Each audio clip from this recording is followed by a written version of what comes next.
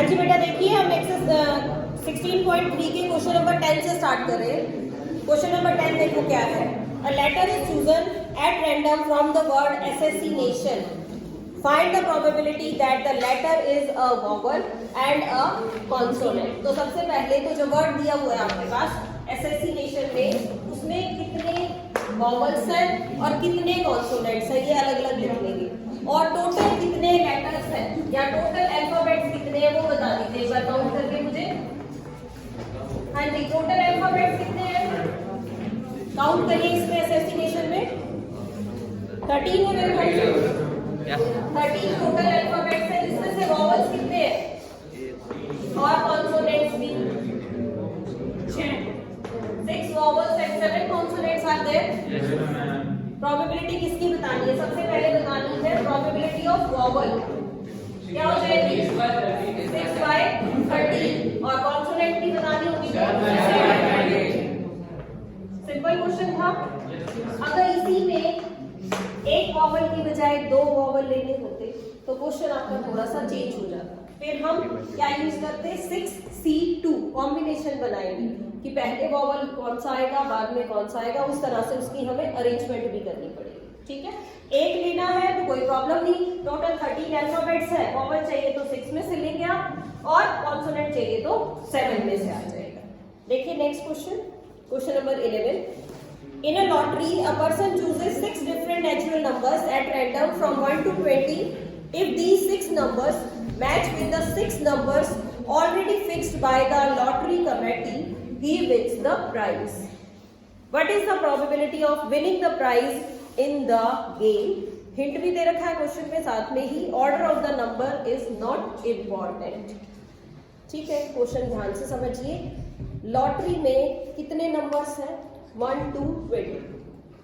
1 से लेके 20 तक के नंबर्स में से जो लॉटरी विन होने के लिए चाहिए वो कितने नेचुरल नंबर्स हो? 6 नंबर्स होने चाहिए। यानी 1 से 20 तक के आपके पास नंबर है, लेकिन जिन नंबर से लॉटरी विन होती है यानी जो लॉटरी का नंबर है ना वो कितने डिजिट्स का है? वो 6 डिजिट्स का है। ये बात आई समझ में आपको कि जो नंबर विन कराएगा वो 6 डिजिट का, वो 20 डिजिट्स का नंबर नहीं है आपके पास। 1 से लेकर 20 में से कोई भी नंबर हो सकते हैं, but it is of 6 digit.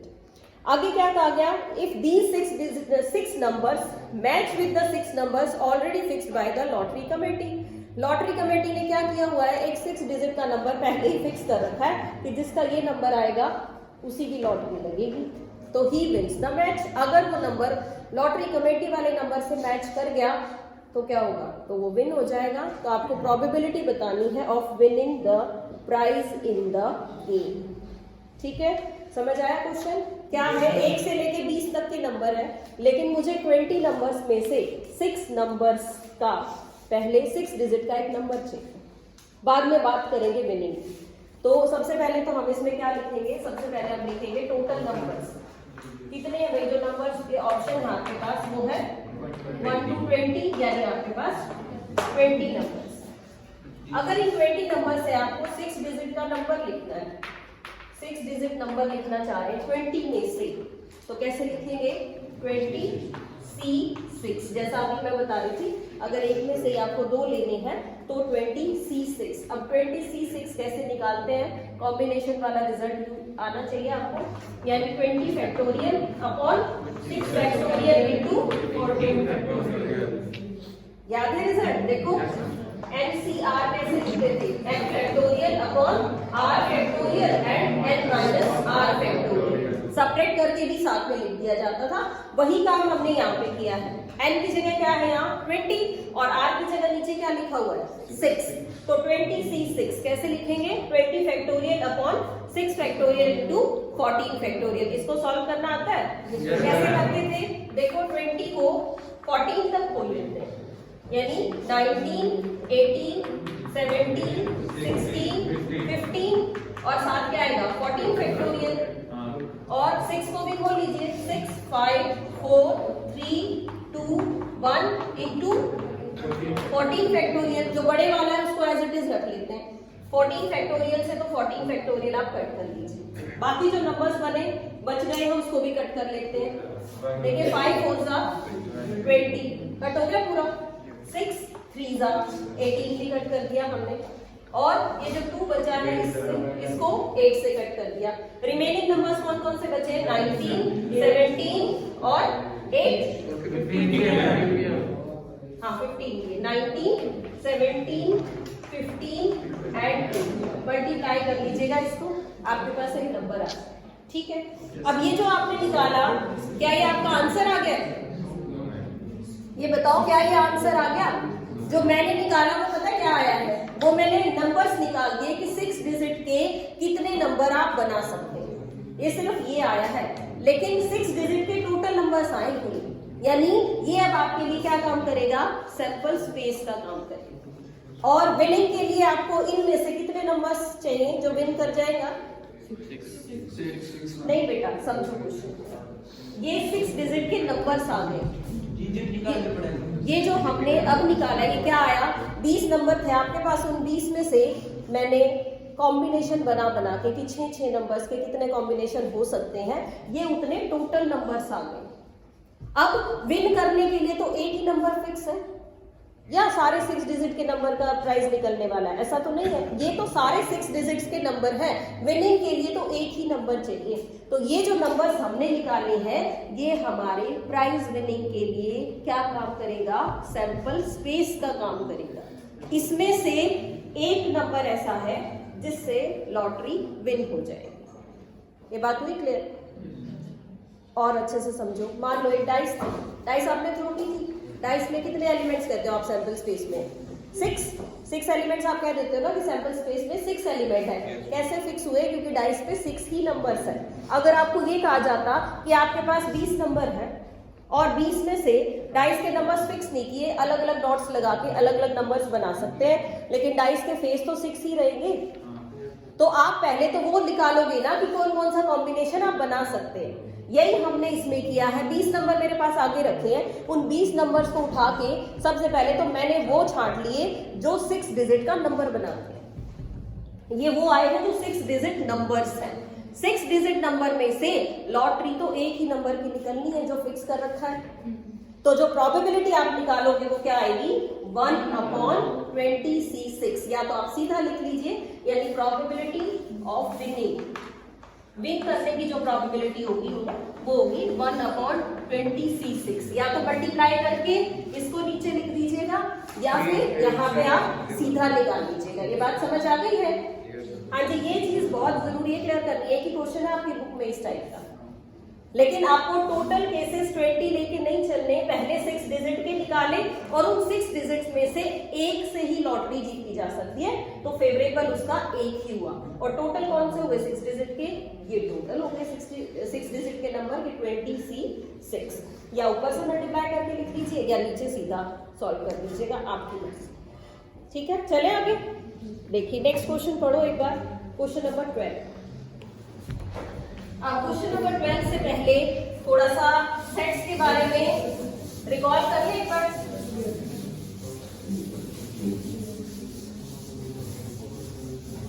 Sets वाला चैप्टर आप लोगों को आता है। सेट के रिजल्ट लिख रही हूं मैं। सेट्स और प्रोबेबिलिटी आपको पहले भी बताया कि कनेक्टेड चैप्टर्स है। देखना एक बार, अगर आपके पास दो सेट्स है A एंड B, तो आपने फॉर्मूला पढ़ा होगा A यूनियन B का।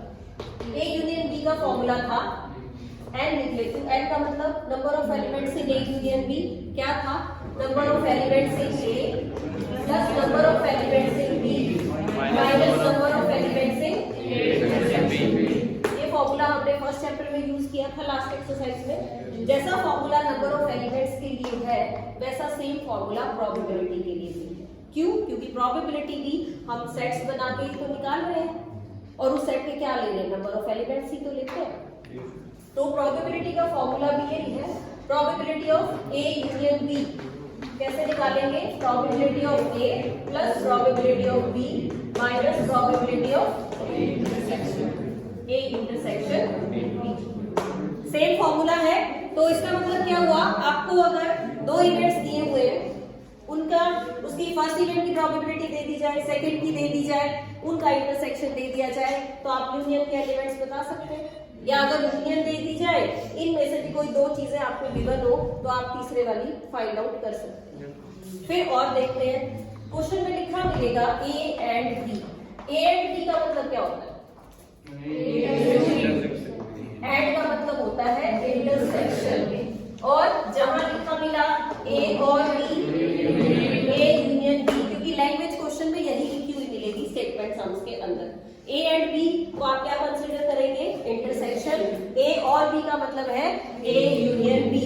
और भी लिखा मिलेगा, ऐसे लिखा मिलेगा A but not B, A minus B. ये भी आपको फाइंड आउट करवाया जा सकता है। तो क्वेश्चन की लैंग्वेज के ऊपर डिपेंड करता है क्या आपसे पूछा जाएगा। रिजल्ट याद रहेगा? सेम रिजल्ट है। इसमें नंबर ऑफ एलिमेंट्स निकाल रहे थे, इसमें क्या निकाल रहे हैं? प्रोबेबिलिटी निकाल रहे हैं। तो प्रोबेबिलिटी पहले या तो गिवन होगी क्वेश्चन में या प्रोबेबिलिटी निकालेंगे। प्रोबेबिलिटी का फॉर्मूला तो नहीं भूले, फेवरेबल अपॉन टोटल। तो प्रोबेबिलिटी भी निकालनी पड़ सकती है। देखिए क्वेश्चन करते हैं। 12th question. 12th में तो सिंपल सा रिजल्ट है, कर लोगे 12th? पी ए दे रखा है, पी बी दे रखा है, एक में इंटरसेक्शन दिया हुआ, एक में यूनियन दे रखी है। फाइंड आउट हो जाएगा। जो कुछ और निकालना, चेक क्या करना था?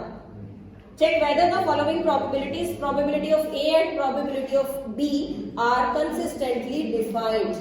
आपको क्वेश्चन में ये फाइंड आउट करना तो बाद में है, पहले ये कहा गया है आप ये बताओ कि ये जो गिवन डाटा है आपके पास, क्या ये डिफाइंड है या नहीं है। कैसे चेक करोगे कि ये जो गिवन है आपके पास, ये प्रोबेबिलिटी का डाटा बन भी सकता है या नहीं? देखिए एक बार फर्स्ट पार्ट ले लिया, मान लीजिए मैंने फॉर्मूला आपका ऊपर लिखा हुआ है, तो इस फॉर्मूले से मैं probability of A union B निकाल सकती हूँ। रख देते हैं वैल्यूज जो फर्स्ट पार्ट में गिवन है। क्या गिवन है? 0.5 प्लस 0.7 माइनस 0.6। क्या है ये? 1.2 माइनस 0.6, ये बच जाएगा 0.6। ठीक है। Probability of A union B 0.6 हो सकती है ना बेटा? 1 से ग्रेटर नहीं होनी चाहिए, इतनी तो पॉसिबल है। तो ये डाटा आपका वैलिड है, कंसीडर कर सकते हैं। एक बार सेकंड वाला देखना। सेकंड में यूनियन दे रखी है, यूनियन की जगह आपने लिखा 0.8, प्रोबेबिलिटी ऑफ ए की जगह लिखना 0.5, इसकी जगह लिखना 0.4 माइनस इंटरसेक्शन आप निकालेंगे। ऐसा ही क्वेश्चन है। देखिए आप निकाल सकते हैं क्या इंटरसेक्शन? ये क्या होगा? 0.9, तो 0.8 minus 0.9 is equal to minus A intersection B. ये क्या आएगा? माइनस 0.1, लेकिन उधर भी माइनस का साइन है, यानी probability of A intersection B क्या आ गया? हो सकती है प्रोबेबिलिटी, हो सकती है ना? तो ये भी वैलिड है। फाइंड आउट भी हो गया और चेक भी हो गया कि वैलिड है या नहीं। नेक्स्ट 13 छोड़ दो बेटा आप लोगों के लिए।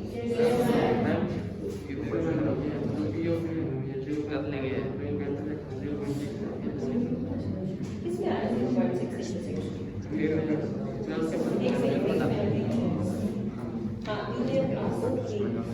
बेटा एक बार फर्स्ट पार्ट देखना दोबारा। फर्स्ट पार्ट का एक बार डाटा देखो, वैलिड नहीं है, ये क्यों नहीं है वो देख लो। प्रोबेबिलिटी ऑफ ए क्या है? 0.5। प्रोबेबिलिटी ऑफ बी क्या है? 0.6। और दोनों का इंटरसेक्शन क्या है? 0.6। ठीक है। अब हमने क्या निकाला? यूनियन। यूनियन मतलब दोनों को मिला दिया, तो दोनों का यूनियन भी 0.6 शो कर रहा है। इज इट पॉसिबल और नॉट? इंटरसेक्शन और यूनियन सेम तो नहीं हो सकते।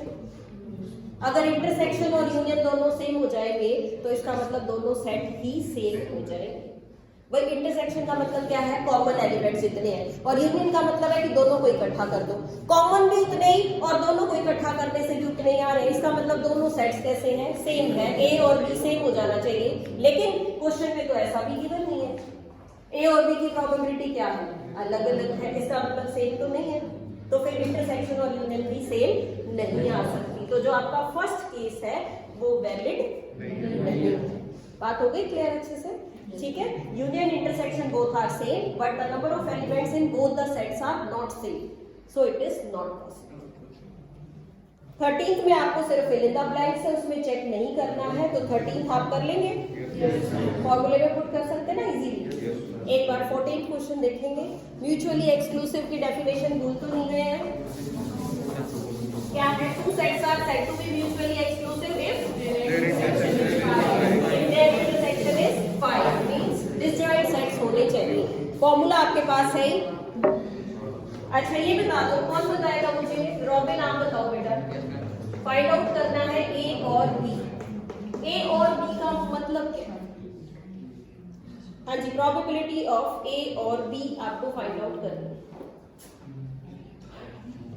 क्या होता है ए और बी? अभी हमने लिखा था ए और बी का मतलब है ए यूनियन बी। फॉर्मूला लिखते हैं एक बार। ये क्या बनेगा? Probability of A plus probability of B minus probability of A. अब क्वेश्चन में गिवन है कि A and B are mutually exclusive. Nitesh आप बता दो म्यूचुअली एक्सक्लूसिव का मतलब क्या है? जल्दी से खड़े हो गए। रुक जाओ, उसका नाम है। हाँ जी, if two events are mutually exclusive then what is the result for it? क्या होना चाहिए बेटा? 5 इंटरसेक्शन, यानी ए इंटरसेक्शन बी क्या आ गया? 0 आ गया। समझो इस बात को, मैं क्या पूछ रही हूँ, आप आंसर क्या दे रहे हो? मैंने कहा, आप कह रहे हो ए इंटरसेक्शन बी क्या होगा? 5 होगा। 5 होगा मतलब इस सेट में कोई भी एलिमेंट नहीं है, तो इसकी प्रोबेबिलिटी क्या आएगी? 0। इसकी प्रोबेबिलिटी बतानी है आपको, ठीक है? तो हम क्या कहेंगे कि ये 5 है, तो इसकी जो प्रोबेबिलिटी है वो क्या है? 0। क्वेश्चन की लैंग्वेज को समझो, हम सेट्स की बात कर रहे हैं, क्वेश्चन में प्रोबेबिलिटी। तो बैठ जाइए बेटा, दोनों का सम कर देंगे आप। Probability of A plus probability of B, यानी 3/5 प्लस 1/5 दैट इज 4/5। चलिए आगे करिए। Next, probability of E 1/4, probability of F 1/2, E and F 1/8। E and F का क्या मीनिंग है? E intersection F. तो ई और एफ निकालना है। ई और एफ मींस आपको यूनियन फाइंड आउट करनी है। और सेकंड वाला क्या लिखा हुआ है? सेकंड को एक बार समझो। सेकंड में कह रहा है आपको probability of not E and not F. इसको समझ लीजिए बेटा, not E and not F का मतलब क्या है? देखिए, नॉट ई का मतलब है ई का कॉम्प्लीमेंट, या आप डैश लगा लीजिए ऊपर या सी लिख लीजिएगा। एंड का मीनिंग क्या था? इंटरसेक्शन। और नॉट एफ का मतलब क्या हो गया? ये आ गया यहाँ तक समझ में? अब और पढ़ते हैं। आपने ऐसा कुछ पढ़ा, E complement intersection F complement. De Morgan's law पढ़ा था सेट्स वाले चैप्टर के अंदर, ठीक है? मैं लिख रही हूँ, आपको याद आ जाएगा। डिमॉर्गन्स लॉ क्या था? अगर दोनों पे कॉम्प्लीमेंट है और कॉम्प्लीमेंट को मैं इकट्ठा करना चाहती हूँ तो जो साइन है वो चेंज हो जाएगा, यानी ई यूनियन एफ कॉम्प्लीमेंट, ऐसा हमने पढ़ा था। अगर कॉम्प्लीमेंट अलग अलग करना है तो यूनियन का इंटरसेक्शन हो जाएगा, अगर इंटरसेक्शन होगा तो यूनियन हो जाएगा। इसको मैं इस तरह से क्यों लिख रही हूँ? क्योंकि ये मेरे पास फर्स्ट पार्ट में निकल जाएगा। ई यूनियन एफ हम फर्स्ट पार्ट में निकाल लेंगे और वहां से इसको यूज कर सकते हैं। आगे देखो, अब इसको भी कुछ लिख सकते हैं आप, बताओ। देखो मैंने इसको लिख लिया, probability of E union F complement. Complement का मतलब क्या है प्रोबेबिलिटी के लिए? बहुत सारे रिजल्ट पढ़ रहे हैं हम। ये पढ़ा है probability of A plus probability of not a, क्या होता है? 1। इस नॉट ए को ही क्या मैं लिख सकती हूँ? Probability of A plus probability of A complement. याद रहेगा क्या? ठीक है। अब इसका मतलब क्या हुआ? कोई भी इवेंट, उसकी प्रोबेबिलिटी और उसके कॉम्प्लीमेंट की प्रोबेबिलिटी दोनों मिला के 1 बन रहा है। यही कॉम्प्लीमेंट वर्ड मैंने यहाँ यूज किया है। तो इसको आप क्या लिख सकते हैं? इसको आप ये लिख सकते हैं कि 1 minus probability of E union F. Repeat कर रही हूँ मैं सारी चीजें, कई रिजल्ट यूज किए हैं। जब हमने फर्स्ट पार्ट निकाला तो फर्स्ट में मैंने निकाला है प्रोबेबिलिटी ऑफ ई और एफ, ये फर्स्ट पार्ट है। ई और एफ का मतलब है मेरे पास ई यूनियन एफ। फॉर्मूला है डायरेक्ट, हम ई यूनियन एफ निकाल लेंगे। सेकेंड पार्ट क्या है? Probability of not E and not F. Not का मीन्स है उसका कॉम्प्लीमेंट, यानी E complement intersection F complement. Complement दोनों पे है, ऐसा मेरे पास प्रोबेबिलिटी का रिजल्ट नहीं है, ना ही मेरे पास क्वेश्चन में ई कॉम्प्लीमेंट के रिजल्ट्स गिवन है। तो हमने क्या किया, इस कॉम्प्लीमेंट को इकट्ठा कर लिया, रिजल्ट आपके पास ये है। इंटरसेक्शन के साथ अलग अलग कॉम्प्लीमेंट में है तो आप इंटरसेक्शन का क्या बनाएंगे, यूनियन, और कॉम्प्लीमेंट को कंबाइन कर देंगे। यही सेम मैंने यहाँ पे कर लिया, कंबाइन हो गया आपका कॉम्प्लीमेंट। फिर हमें ये याद आया कि probability of A plus not a तो 1 होता है, और नॉट ए को ही क्या बोलते हैं हम, कॉम्प्लीमेंट। भाई अगर मेरे पास एक सेट ए है और मुझे नॉट ए के एलिमेंट्स लिखने, तो क्या करेंगे, सैंपल स्पेस में से उसके एलिमेंट छोड़ देंगे, बाकी सारे उसके कॉम्प्लीमेंट में आ जाएंगे। ऐसा ही काम प्रोबेबिलिटी के लिए होगा। तो नॉट ए के प्लेस पे आप ए डैश भी लिख सकते हैं। क्या आया यहाँ से, इसको मैंने 1 में से माइनस कर लिया। ये आप यहाँ फाइंड आउट करेंगे फर्स्ट पार्ट में, और सेकंड पार्ट में इसको अप्लाई कर सकते। समझ आ गया, सबको आ गया है? चलिए देखिए फिर आगे question number 16। Event E and F are such that probability of not E and not F आपको given है 0.25। आप बताएंगे E and F are mutually exclusive और not। म्यूचुअली एक्सक्लूसिव के लिए क्या होना चाहिए, इंटरसेक्शन उनका फाई आ जाना चाहिए, या मैं कहूँ कि उनकी जो प्रोबेबिलिटी है वो 0 आ जाएगी चाहिए। ऐसा ही होगा, तो उसकी प्रोबेबिलिटी आपको 0 निकालनी है। किसकी प्रोबेबिलिटी, इंटरसेक्शन की। तो आप निकाल सकते हैं क्या, रिजल्ट लगाना है। सोचो कौन सा रिजल्ट लगाएं इसमें। अब नॉट दे रखा है आपको, और नॉट को यूज करते हुए आप रिजल्ट लगाइए ताकि वापस अपने उसी रिजल्ट तक पहुंच सके। देखिए क्या गिवन है वो लिख सकते हैं। 16 प्रोबेबिलिटी ऑफ नॉट ई और नॉट एफ। हाँ जी, क्या है ये 0.25। और आपको चेक करना है कि म्यूचुअली एक्सक्लूसिव है या नहीं। E and F R mutually exclusive.